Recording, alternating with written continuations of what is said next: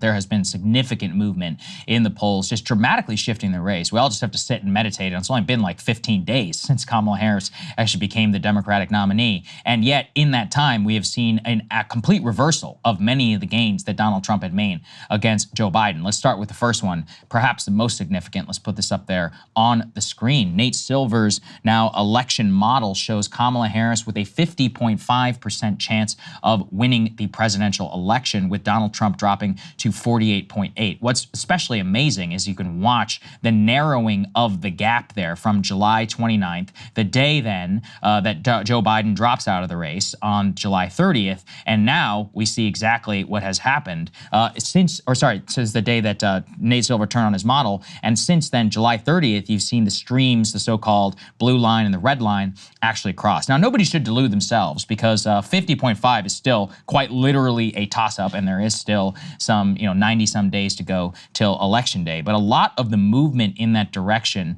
should have the Trump campaign really questioning their strategy now so far. Let's put this up here, please, on the screen. What we have here, Kamala Harris has now taken the slight lead in the RCP five-way average. This might actually be even more significant to me, Krystal, because it shows Kamala Harris with a 0.2% edge in the recent average of polls. Now, the reason why I say it's more significant is that RCP does not do weighting in their polling average, while 538 and Nate Silver's model does. Nate Silver's model takes past performance of polls and incorporates them, whereas the RCP is the raw average, perhaps, of even junky polls that are not particularly good. And so when we even have Rasmussen, for example, let's say a pollster generally been favorable to Trump in the past, and perhaps even accurate, in 2016, if they're only Trump +1, and then you take the average of the others and you take it together at 0.2, this is again just shows up in a toss-up territory, where previously Donald Trump just had such a significant advantage in the polls, where Republicans already have some 2% edge in the popular vote whenever it comes to a national election because of the way that the Electoral College works. But when you take the 0.2, it erases some of that previous benefit that you had and lets things move to the complete margin, literally day of turnout territory for deciding the presidential election. I mean, clearly where we are today is as a toss-up race could possibly be. Yes. I think Nate Silver tweeted about this result, that if you take like a performance that's a little better than Hillary in 2016, a little worse than Joe Biden in 2020, you end up with a true, electoral college toss-up, which is what you're looking at in his model. And I think that probably fits where we are right now.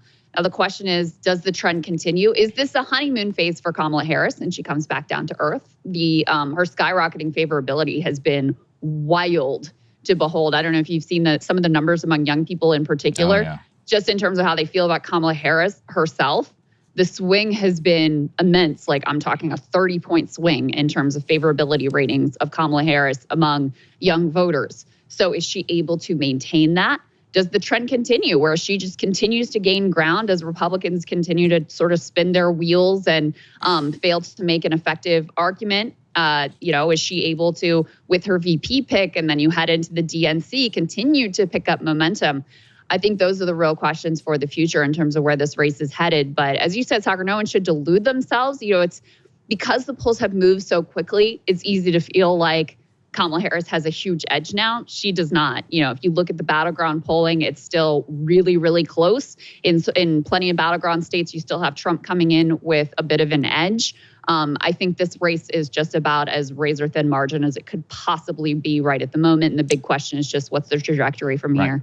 Yeah, 2 months from now, we could say this was the top. This was as good as it got. She does a couple interviews. It's a disaster. On the other hand, she could just continue this. She's getting a free pass. She's going to get probably a ton of media coverage whenever it comes to the VP pick. It's been 15 days. She hasn't done any interviews. Maybe she can go a month with no interviews. So I could really see it either way. Let's put this up there on the screen. CBS News with a very, very good poll, likely voter poll nationally from YouGov. Nationally, you see exactly what we're talking about here. You have 50% national, 49%, 50% 58% Kamala, 49% Donald Trump. This is a plus or minus 2% in the margin of error. In the battleground states, they quite literally have it tied at 50-50. Let's go to the next part, please, because this also breaks down the gender gap. Choice for president amongst men, 45% Kamala Harris, 54% Donald Trump. Basically, exactly even, 54% there for women, and then 45% for Donald Trump. Not as big of a gap as previously we have seen in American politics. If we go to the next part, we again start to see where the breakdown happens. Would their policies help women? And this is perhaps where I think Kamala's got the biggest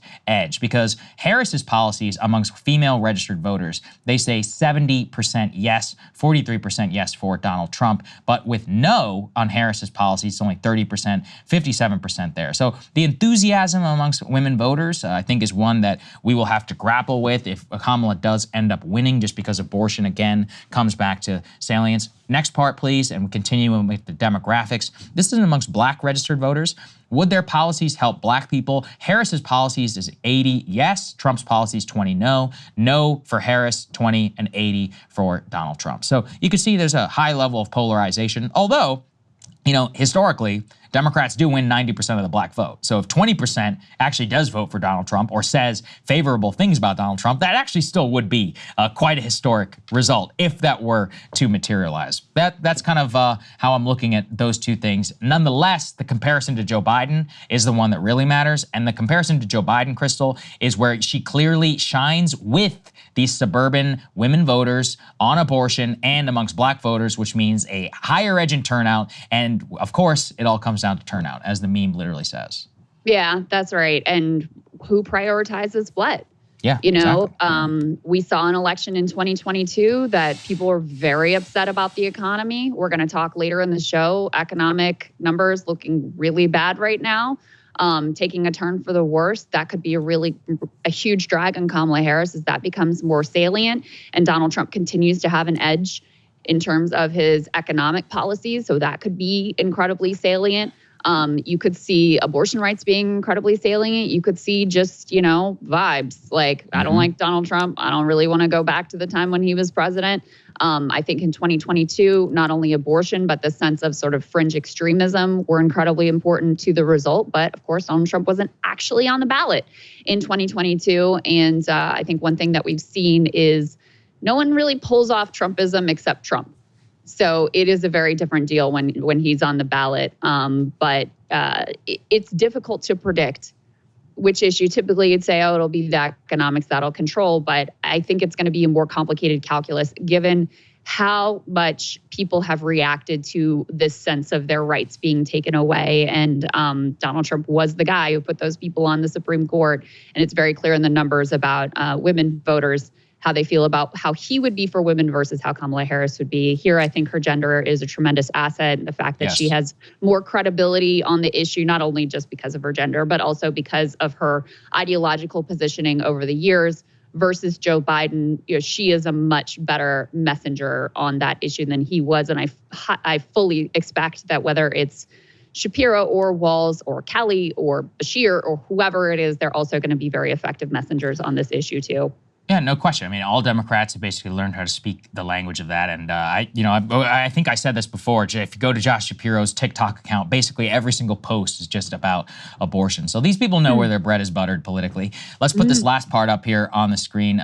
This shows personal finances, and this highlights what you were saying. If Harris wins, people, registered voters, say that only 25% think they would be financially better off. 45% if Donald Trump wins. Financially worse off, you actually have 44% you say yes for Harris. 38% for Donald Trump, and stay about the same is 31% for Kamala, 17% for Donald Trump. So clearly there is at least a slight, plurality of people who believe they're going to be financially better off if Donald Trump wins. I will remind everyone that in 2020, the trust on the economy percentage ended up being far more predictive than any of the national polling. Donald Trump still continues to show a major edge whenever it comes to handling of the economy and this question of financially better off. Now, let's remember though, the economy was not a predictor of the 2022 outcome. All economic predictions weighted to polls would have said that there would have been a large Republican gain. So this can be overcome when social issues become very, very hot button. But the question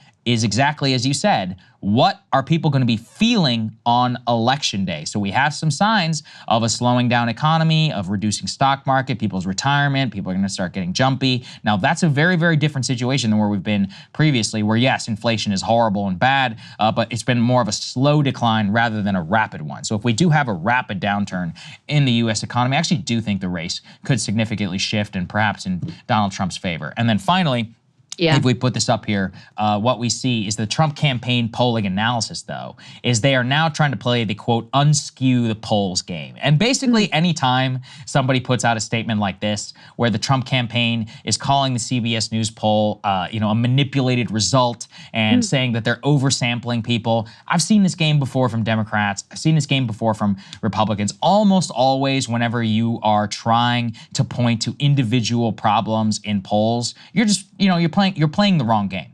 This is one where it generally reflects you being on the back foot.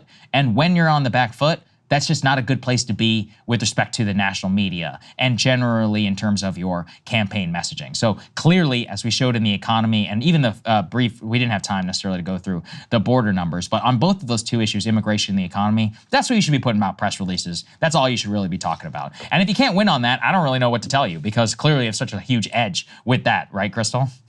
Yeah, well, here's what I would say about the unskew the polls thing. It brings back Mitt Romney in 2012. That was sort of the original unskew. There was actually an unskew the polls website, and that guy was on Fox News all over the place, and people really bought it. And the Republicans were absolutely shocked, to the point of, you remember the famous moment on with Megyn Kelly on Fox News, where she was having to talk them down from the, Ohio's not lost, it's not lost. She was like, I think it's lost.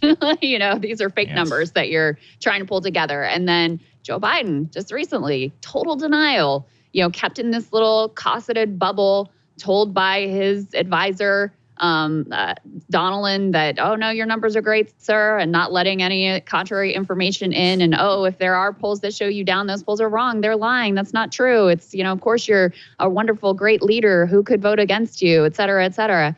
No, these were not winning campaigns. Joe Biden was headed to a massive, massive defeat. And so it is not a good sign for the Trump people that they're out there doing the unskew the polls thing. The last thing I'll say with regard to the entire electoral picture, though, Saagar, is one thing we haven't talked about, which we are about to talk about with Dr. Trisha Parsi, is the threat of a massive war in the Middle East that we would be deeply entangled in.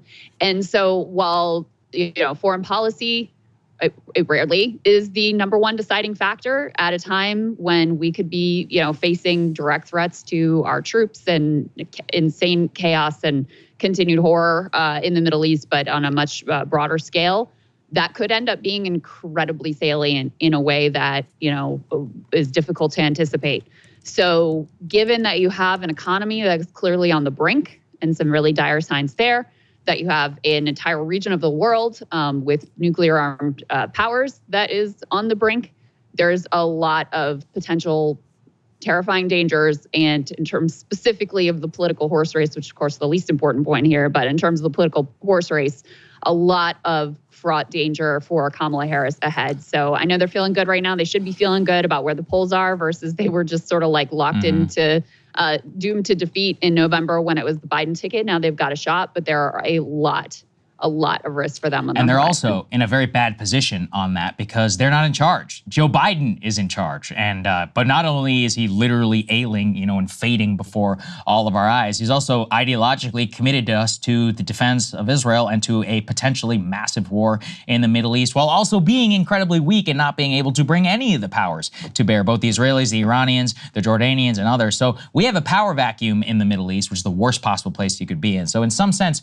you're totally right. I mean, if you have hundreds of U.S. troops that are killed months before the election, that's a totally different situation, not to mention tens of thousands in the Middle East, rockets going all over the place, and who even knows what the hell would be going on. Hey, if you like that video, hit the like button or leave a comment below. It really helps get the show to more people. And if you'd like to get the full show ad-free and in your inbox every morning, you can sign up at breakingpoints.com. That's right. Get the full show, help support the future of independent media at breakingpoints.com.